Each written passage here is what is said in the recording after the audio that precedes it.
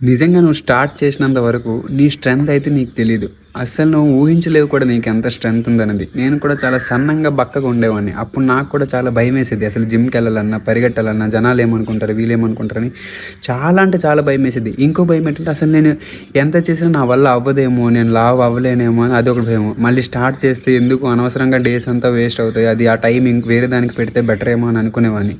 కానీ ఒకసారి నాకు తెలిసినోడే ఆడు కూడా బక్కగా ఉండేటోడు. ఆడు జిమ్‌కెళ్ళడం స్టార్ట్ చేశాడు. 3 మంత్స్ తర్వాత ఆళ్ళో చేంజెస్ నేను చూశాను. నా పక్కన ఉన్నోడికి. బయట మేము ఇన్‌ఫ్లుయెన్సర్‌లు చూస్తుంటాం, అది వేరే విషయం. కానీ నా పక్కన ఉన్నోడిని చూస్తే నాకు అప్పుడు లైట్ వెలిగింది. అరే ఈడే అయ్యాడు, నేను ఎందుకు అవ్వలేదని స్టార్ట్ చేశా. స్టార్ట్ చేశా. 2 మంత్స్‌లోనే అబద్ధం ఎందుకు, నేను అప్పుడు మాస్ గెయినర్ వాడినా. అది అబద్ధం కాదు. కాకపోతే చేంజెస్ అయితే వచ్చింది. జిమ్‌కెళ్ళడం స్టార్ట్ చేసిన. ఇంకా అక్కడి నుంచి అసలు ఆగేది లేదు. నా స్ట్రెంత్ నాకు తెలిసింది. అలా మెల్లమెల్లగా ఇప్పుడు రన్నింగ్‌కెళ్తున్నా. 3 కేఎం రన్ చేస్తున్నా. అసలు నేను జిమ్‌కెళ్ళేవాడిని, బట్ రన్నింగ్ ఏం చేసేవాడిని కాదు. బట్ ఇప్పుడు రన్నింగ్ కూడా చేస్తున్నా.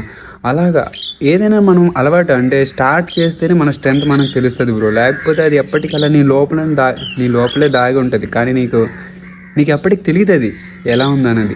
సో నువ్వు ఏం చేయగలుగుతావు నీకు కూడా తెలియదు. ఒకసారి ట్రై చేసి చూడు.